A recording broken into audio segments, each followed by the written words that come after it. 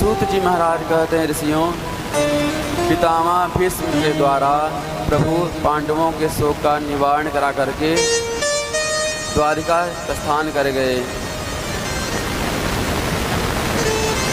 अनेक नगर भ्रमण करते हुए द्वारिका में पधारे। द्वारिका वासियों ने भगवान का राजोचित सत्कार किया, स्वागत किया। भगवान सबसे जाकर के अपने माता पिता देवकी वसुदेव को प्रणाम करते हैं, फिर अपने महल में जाते हैं, देवियों के पास, रानियों के पास। श्रोताओं के प्रमुख में से जो सौनक जी महाराज थे वो उठकर खड़े हो गए। बोले, महाराज, हमने आपसे प्रश्न किया था, श्री सुखदेव जी ने परीक्षित को कथा क्यों सुनाई? हमारा प्रश्न यह था, परंतु आप तो कहीं परीक्षित की चर्चा कर ही नहीं रहे हैं। आप सीधे द्वारिकाधीश के साथ द्वारिका पहुंच गए। भगवान उत्तरा की गर्भ की रक्षा करने के लिए आए थे, तो भगवान ने उसके गर्भ की रक्षा करी। फिर इसके बाद क्या हुआ, यह तो बतलाइए। तब सूत जी महाराज कहते हैं, ऋषियों, गोविंद के चरित्र इतने मधुर हैं कि पता नहीं चलता हम कहाँ चले जाते हैं। आपने बड़ा उत्तम बात पूछा। तो कहते हैं, जब जो सजग श्रोता होते हैं वो व्यास जी को सावधान कर देते, महाराज आपने वो बात अधूरी छोड़ दी। तो कहते हैं सौनक जी महाराज, कथा स्वाद रसक, ऐसा भगवान कथा सुनने में परम कुशल हैं। कथा मित्र सा स्वाद कुशल। तो सौनक जी महाराज प्रबुद्ध श्रोता हुए हैं, जगे हुए श्रोता हैं, और कहते हैं जो जगा हुआ है वह दूसरे को जगाएगा, इसलिए उन्होंने टोक दिया। तब कहते हैं, ऋषियों, आपने बड़े उत्तम प्रश्न पूछा। समय आने पर उस बालक का, परीक्षित का जन्म हुआ। ब्राह्मणों ने उनका जात कर्म संस्कार कराया।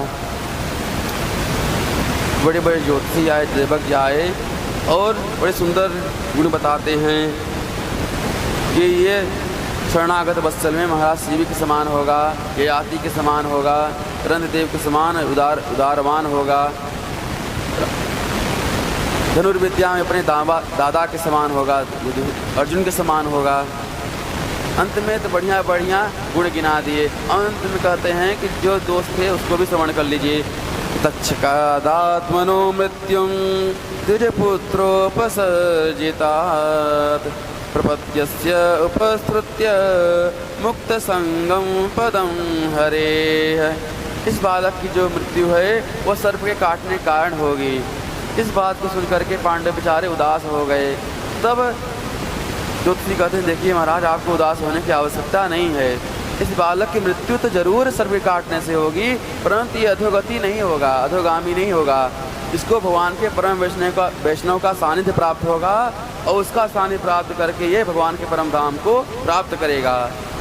क्योंकि जिनकी मृत्यु सर्प के काटने से होती है, विषपान करने से होती है, आग में जलने से होती है, आत्महत्या करने से होती है, उनकी कभी सदगति नहीं होती है, वो दुर्गति होती है, उनके बहुत कष्ट होता है।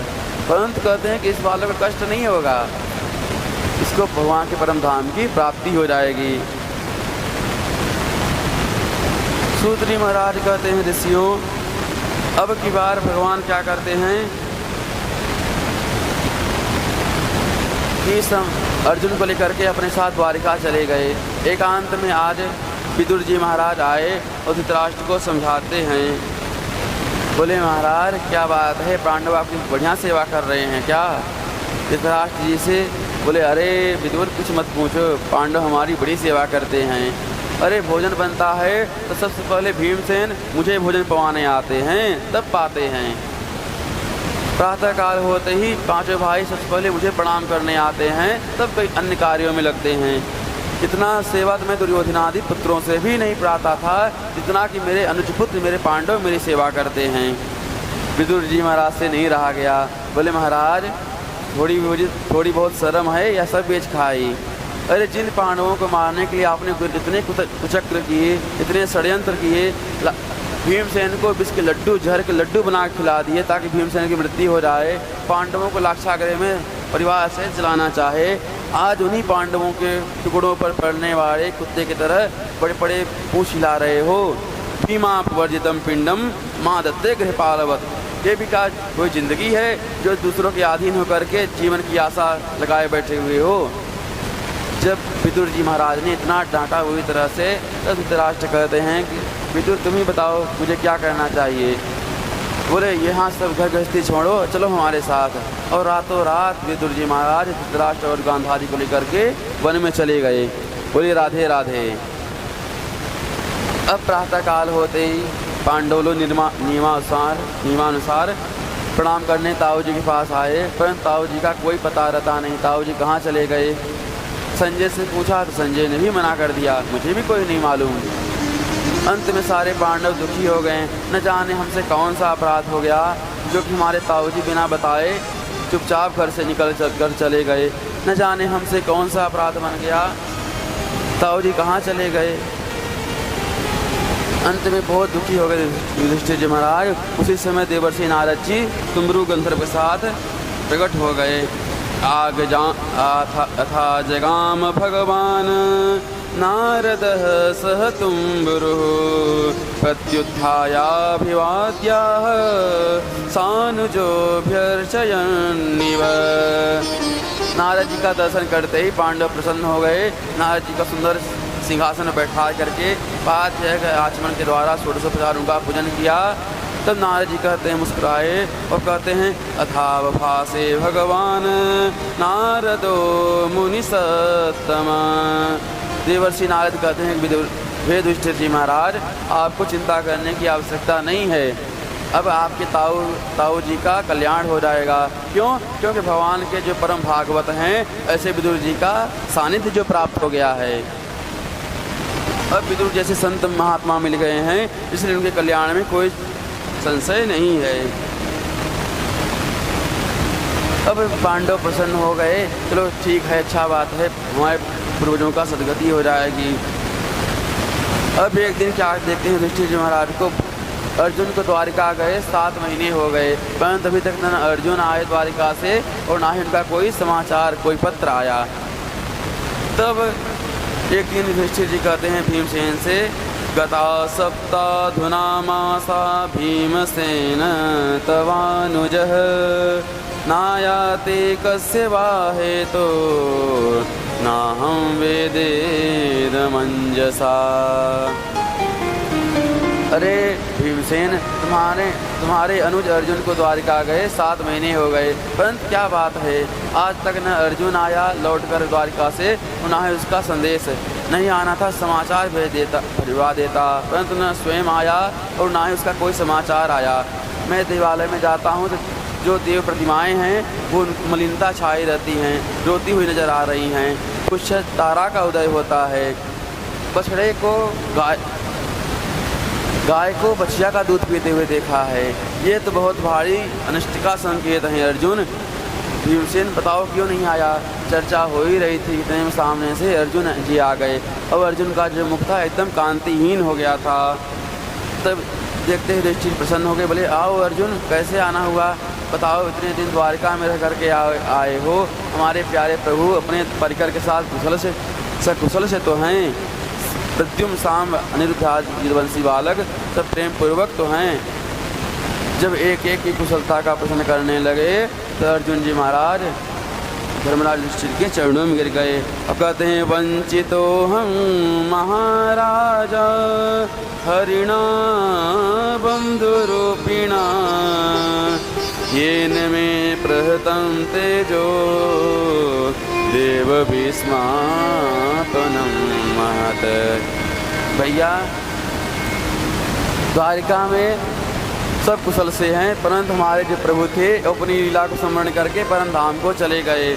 अरे जिन प्रभु की कृपा से मैंने स्वयंवर में द्रौपदी को जीता, जिन प्रभु की कृपा से मैंने खांडव वन के विध्वंस करके इंद्रप्रस्थ का निर्माण किया, जिन प्रभु की कृपा से मैंने भोलेनाथ को भी धनुर्विद्या में संपन्न किया, प्रसन्न किया, आज अर्जुन वही, आज मेरा धनुष बाण भी वही, मेरा गांडीव धनुष भी वही, परंतु आज प्रभु मेरे साथ नहीं हैं।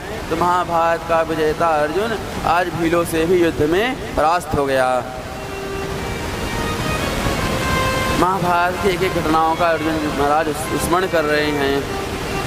कुंती भगवती बैठी हुई थी, उन्हें जो यदुवंश के संहार को श्रवण किया और उसके साथ साथ जो यह समाचार सुना कि हमारे प्रभु भी अपनी लीला को संपन्न करके अपने परम धाम को चले गए, तुरंत पद्मासन में बैठ करके गोविंद के चरणों का ध्यान करते हुए अपने पांच भौतिक संगीत को ही छोड़ दिया।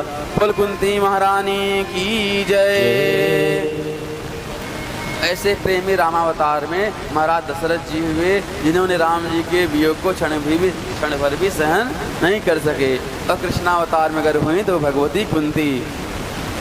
पांडवों ने भी तुरंत परीक्षित को राज सौंप करके हिमालय की यात्रा करते हुए स्वर्गारोहण को प्राप्त हुए।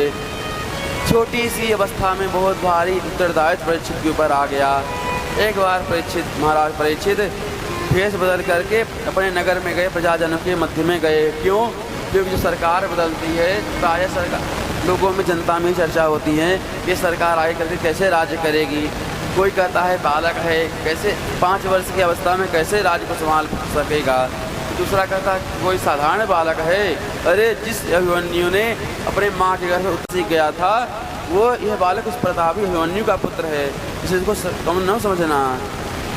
कोई कहते हैं तो कोई एक कहता है तो क्या इनके दादाजी कोई कम थे क्या, जिनके सारथी स्वयं द्वारकाधीश श्री कृष्ण हैं, वो अर्जुन बड़े पराक्रमी हैं, उनके समान धनुर्धर है।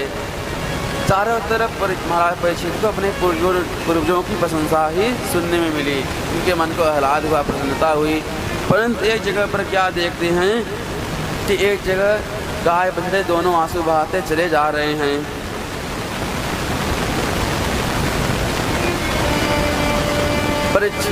बछड़ा कहता है माँ आप शायद इसलिए रो रही हैं कि हमारे 3 पैर टूट गए हैं, इसलिए आप दुखी हैं। महाराज परीक्षित ने यह जो दृश्य देखा एकदम दुखी हो गए। और माँ रोदिदम भद्रम ते फलानाम मई शास्त्री, हे गौ माता आप दुखी मत हो। अरे जिन गायों की रक्षा के लिए प्रभु नंगे पांव गायों के पीछे पीछे गोपाल गोविंद बनते हुए वन में डोलते रहे, आज प्रभु के परम धाम जाने के बाद प्रभु की प्यारी गायों पर इतना अत्याचार, हाथ में तलवार लेकर के परीक्षित महाराज उस प्राणी को दंड देने के लिए और जो भगवान उसको परीक्षित को दंड देने के लिए उद्यत हुए, तो इतने में क्या हुआ कि वो मुकुट उठा करके चरणों में गिर गया। तो महाराज परीक्षित कहते हैं कि हे गौ माता आप ही बताइए आप कौन हैं, हे वृषभ आप बताएं आप कौन हैं। बछड़ा कहता है महाराज मैं अपने दुख का कारण किसको मानूं ये समझ में आता ही नहीं है। कोई कहते हैं भाई काल ऐसा, अगर काल अनुकूल हो तो सबको अच्छा लगता है, अगर प्रतिकूल पड़ जाए तो बड़े बड़े महात्माओं को भी नहीं छोड़ता। कोई कहता है ईश्वर की मर्जी के बिना पत्ता भी नहीं हिलता है। तो कहते हैं कि मैं अपने दुख का कारण किसी को मानता ही नहीं हूँ। क्यों? क्योंकि पापी को पाप का परिणाम भोगना ही पड़ता है, परंतु पापी के पाप को चर्चा करने वाले को भी उसका भागीदारी बनना पड़ता है। क्या करते हैं और अपने पुण्य को छिपाते हैं ताकि इसका जो पाप है सब में बढ़ जाए। कहते हैं ना कि कहते हैं, इसीलिए यहाँ पर आपने किसी के भी पापों की चर्चा नहीं की है। बछड़ा कहता है महाराज मैं अपने दुख का कारण किसी को मानता ही नहीं हूँ। तो भगवान परीक्षित समझ गए, कहते हैं कि मैं समझ गया आप साक्षात धर्म हैं। हे गौ माता आप धरणी हैं, आप इसलिए दुखी हैं क्योंकि प्रभु हमारी रक्षा करने के लिए आए थे, परंतु भगवान ही अपनी लीला को संपन्न करके परम धाम को चले गए हैं। आप भगवान के संयोग से वंचित हो गई हो, इसलिए आप दुखी हो। इसलिए हे गौ माता अब आपको चिंता करने की आवश्यकता, दुखी होने की आवश्यकता नहीं है। प्रभु परम धाम को गए तो क्या हुआ, परीक्षित जीवित है। अब